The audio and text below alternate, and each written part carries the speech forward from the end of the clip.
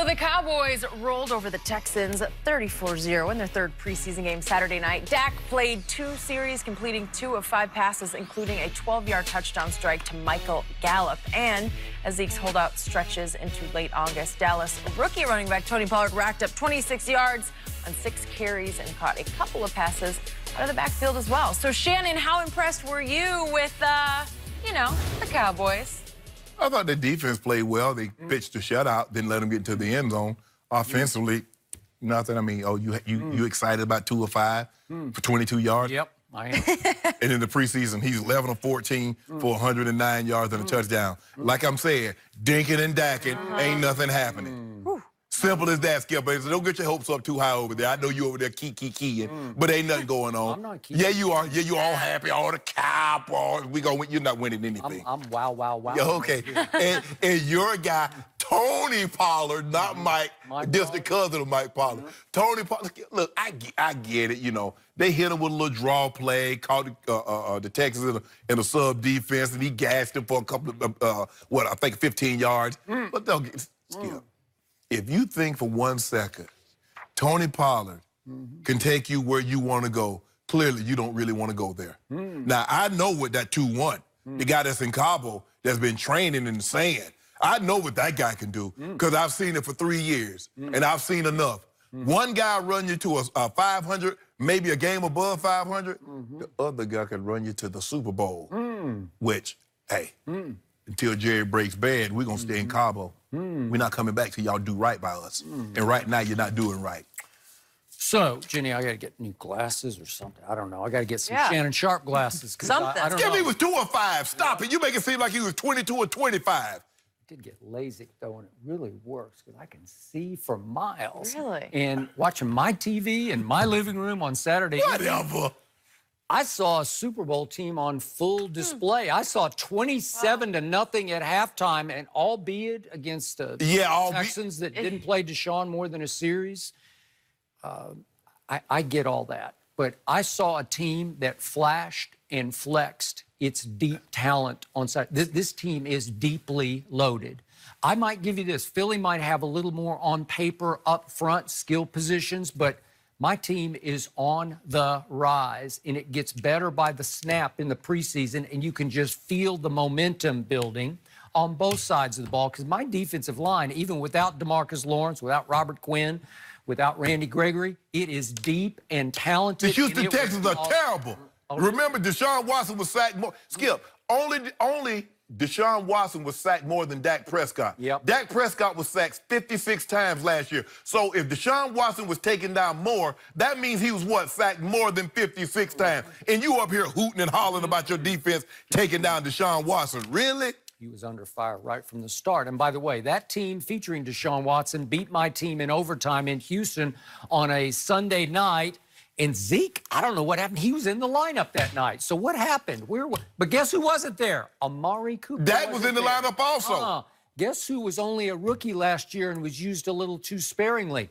His name is Michael Gallup, and you're going to remember that name because you're going to have to repeat it on many NFL. Oh, so now he's going to be, he's Michael Irvin. He is emerging. I didn't say Michael Irvin, but he's emerging as a deep threat and a threat all over the field. And my quarterback, who, by the way, is average and can't throw, once again on Saturday night said, average this, 2 Shannon for 5. Sharp. 2 for 5. Is that good? So the first 2 throws of the night were incomplete. So the first 2 incompletes of his preseason.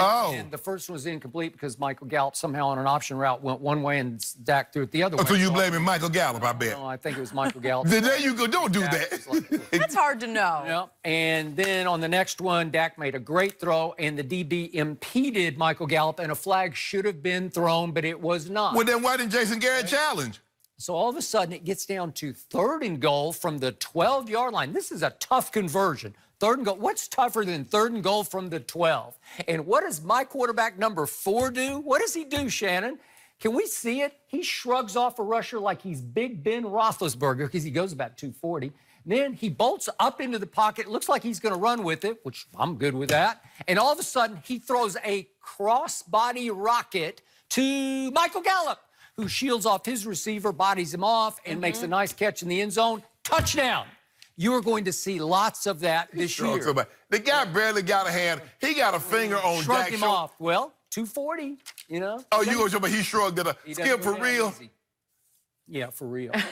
So then, once again, I saw this kid named Mike Pollard or Tony Pollard. I don't know what his name is. Oh, I think it's Tony Pollard, actually. I heard Mike on the show last week, but Tony Pollard flashed again for me, and I saw big-time potential from him because the first play that we see in this riff is a 3rd and 1 play, and Tony Pollard blasted up the middle, and he ran with physicality between the tackles. I never saw at Memphis because they didn't let him run between the tackles, and I'm saying, wow, that is impressive. Okay. So then we go to a 1st down run, and he gets loose. This is still, he's battling away.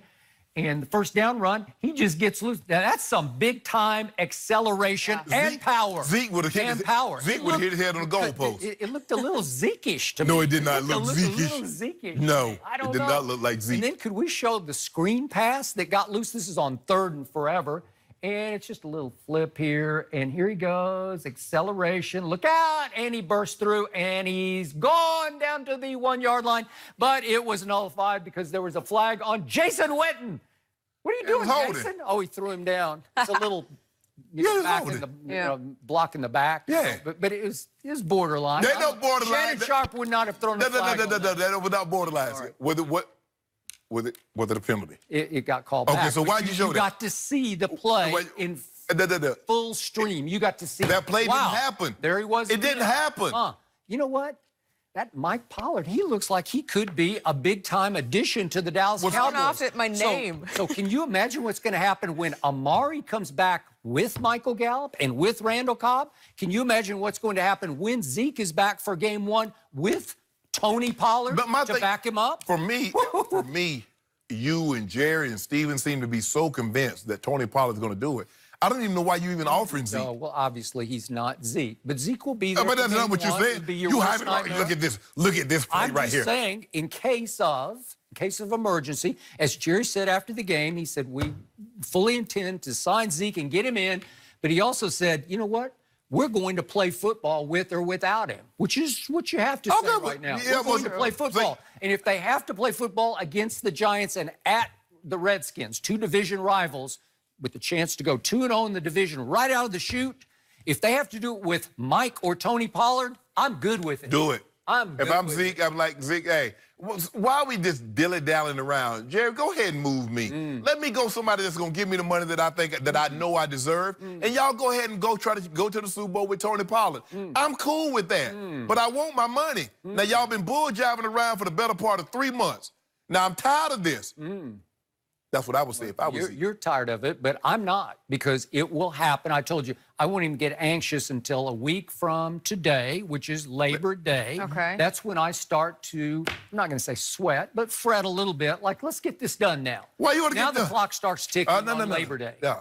But and Jerry's got to go to work on Labor Day. Yeah. You said you don't really worry about it because you got the Giants and you got Washington, so you don't really need Zeke for those teams. What happens in division games? I mean, you can throw out all the stats. It doesn't matter because you never know what can happen in division. Exactly. That's why I was hoping for Daniel Jones and Dwayne Haskins, but I'm probably not going to get either one of them. One guy could possibly help you get to 8-8, 9-7. The other guy could get you deep in the playoffs. Really? Yeah. Okay, well, we'll have that guy. No. We'll have 21, and we'll have 3-6. You could have done had him. All we want, give us good. You know what's give beautiful us about this? What I love the most about this, unfortunately, we saw what happened to poor, I'm going to knock on wood, poor Lamar Miller, the first play of the game. It was just horrible. It's just like what I hate about the preseason. God bless him, speedy recovery.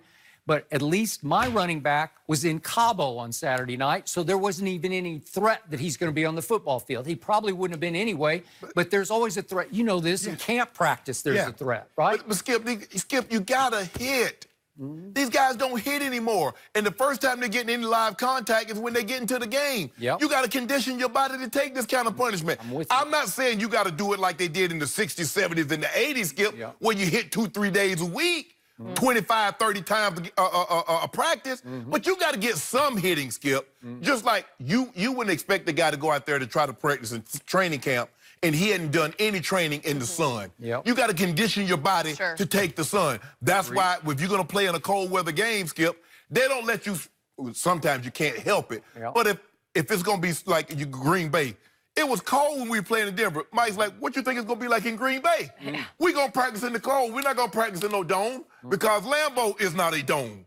But these guys want to go out there and play tackle football when they haven't conditioned their body to take any hits during the course of the week. I just don't know how you do it. I just don't. I don't either. But the point is, my running back is safe down in Cabo, and he will be back in uniform for game 1. Will he be conditioned, ready for hitting? Probably not. Right. But I'll take him in game 1. It's going to take a couple of games to get the football because guess what? Play his way into shape. Running on the beach and doing all those stuff with tubing and all that, that's fine. Cone drills, that's great. But that's not a football under your arm with shoulder pads and a helmet on your head. Right, which is why 2-1 in the first 2 games can split carries with 3-6, and we'll be just fine. Oh, you already got it. You got it mapped out how it's gonna play out. You're gonna split carries. 12 and 12 carries, something like that. 12. Whoa! You actually think you're just gonna run the ball 24 times in a game, and that means Dak's gonna end up throw a party, man. And Dak's gonna be throwing it 40. No, because Skip, you know on average you run 65 plays. Only 21. That means Dak's gonna throw the ball 40. Skip, you ought to stop. You know good and well they ain't gonna let Dak throw no ball no 40 times. I keep telling you, you missed what happened down the stretch over the last 8 games. My quarterback had top 5 in the league statistics once he got Amari Cooper. How do you explain that? Is he top 5? Well, he had top 5 stats. No, I don't know about all that. You know what? I don't care. I care about production, what I see on the field. You can have top 5, 10, 20. I don't care what you have. All I know is they went 7-1 down the stretch. He had 13 touchdowns to 3 interceptions.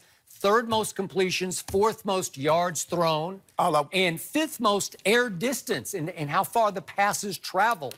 This is over 8 games, not over 2 games, not small sample size, half a football season. So I'm not withstanding a half a football season. The NFL players and execs and coaches and writers watched him over 16 games. And why didn't the players put him in the top 100? 15 quarterbacks. He wasn't one of them. I'll give Ben Roethlisberger's answer on NBC. Oh, yeah? Go ask them. Go ask them. Maybe we should. That's what he said about AB last night. We are going to talk about Big Ben. Appreciate that easy transition.